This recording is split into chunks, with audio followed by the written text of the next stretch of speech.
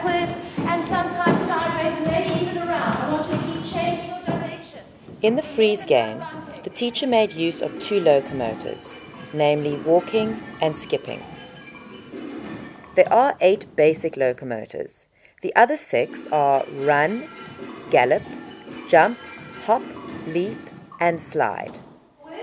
Keep trying different ways of galloping. When you freeze, I want to see an interesting position, something new. Use the freeze game to explore the other movements, adding variations of direction, and finally joining different locomotor movements together. Nice.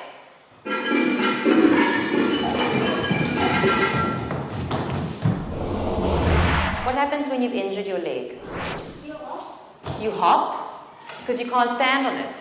So I want you to try and hop around the room because one leg is injured. Use imagery to explore and differentiate between the 3 jumping locomotors: leap, jump, and hop. Okay, now we're going to go across a river. It's a wide river, and you are going to leap from one rock to another. If you fall in the river, the crocodiles are going to eat you. Okay? So you're going to leap from one rock to another. Let me see. Watch out for each other. A leap leaves the ground on one foot and lands on the other. A hop leaves the ground and lands on the same foot. A jump can leave the ground from one or both feet and land on one or both feet. Visual imagery also helps the learners to explore creative ways of jumping. And freeze. Okay, so I want you to imagine you're a tiger. You're going to see your prey and you're going to jump to catch your prey. Let me see. You look at your prey and then jump to catch it. And look at your prey and jump. And look at your prey and jump to catch it. Okay, now the tiger. First, he's got to creep through the jungle, yes? So I want you to creep very quietly. You don't want the prey to hear you or see you. Stay away from each other, carefully, you don't run. And when you see your prey, you're going to run. There are also many variations of the 8 basic locomotors.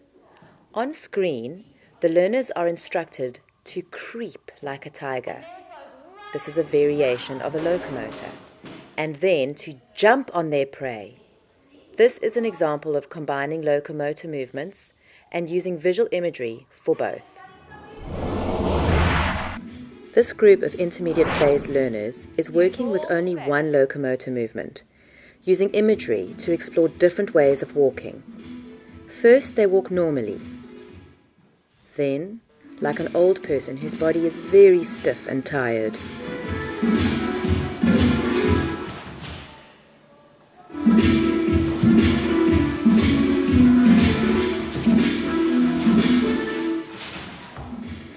Then they imagine they are wearing shoes that are 2 sizes too small. Finally, they imagine they are walking through thick mud, wearing a pair of their grandfather's gumboots that are many sizes too big for them.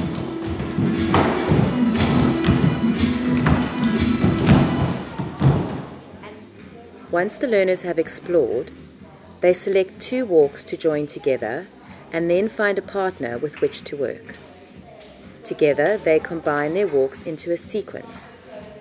Their teacher has instructed them to make use of different directions and to make sure that there is a definite beginning and ending. There is one group of 3. This is necessary when there is an uneven number of learners in the class. It is harder to work with 3 people in a group, but it does add more variety to the movement.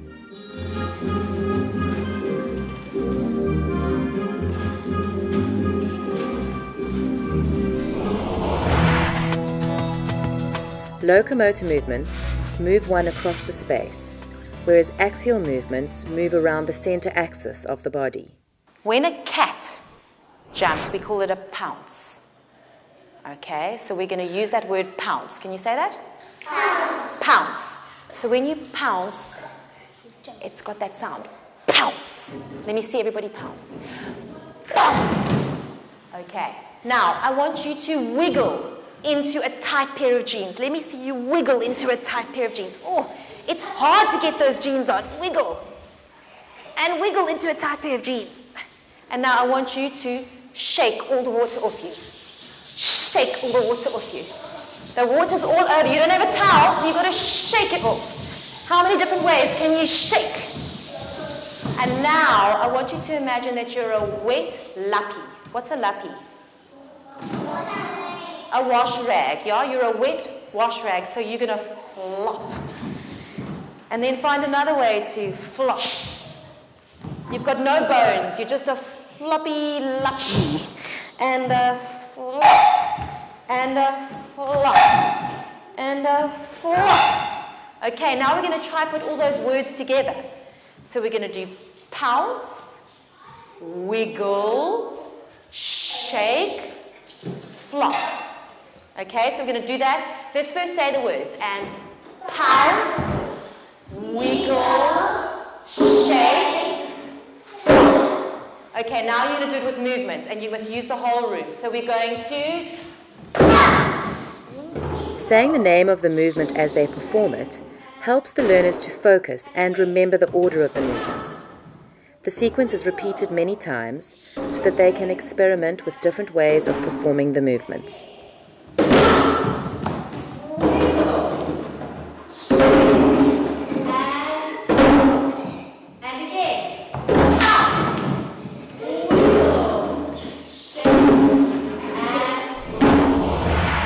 Just for a moment to let your head hang and let your arms hang, and I want you to pretend you're a willow tree.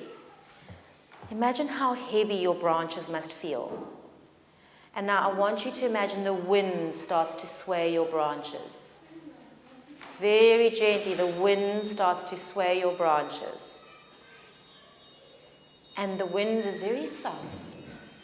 But now the wind gets stronger and stronger. And it blows the branches all over the place. I want you to experiment with different ways of swinging your branches, low and high and in circles. See how many ways you can swing your branches. This teacher uses a visual image for the swing movement, but she also gives constant cues to encourage the learners to vary their movements. Try different ways of swinging. Maybe you swing with one arm, or you can swing with both.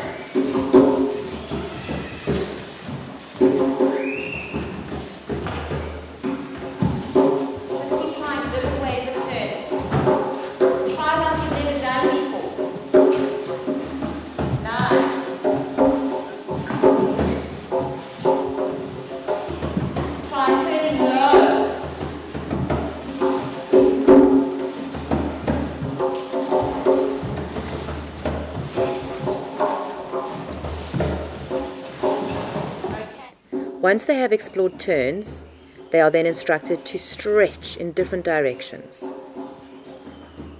Nice. And now to rise up and collapse.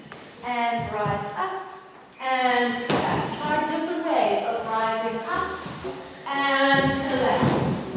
And again, rise up and collapse. Just remember, you don't want to hurt yourself when you collapse. You're going to be gentle to the floor. Nice and soft. And rise and collapse. Try different ones. Good. And rise. And collapse. And rise. And collapse.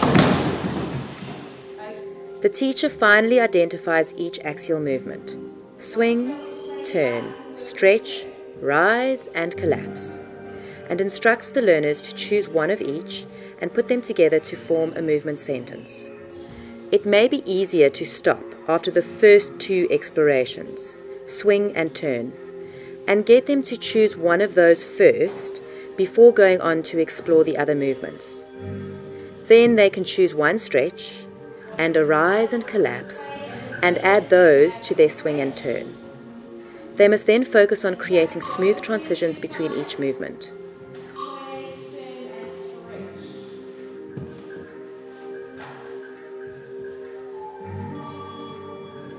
Once they are finished, they can perform their sentences for the class, individually or in groups, as this class has done.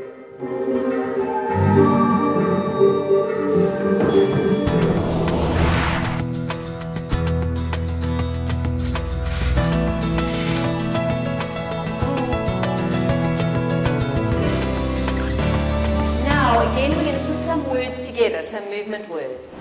So we're going to put the music on, and I want you to run, do a turn, and a jump. Okay, so say those words. Eventually, locomotor and axial movements can be used together to create a sequence. Avoid giving too many movements at once. These foundation phase learners have been only given 3 movements: run, turn, and jump.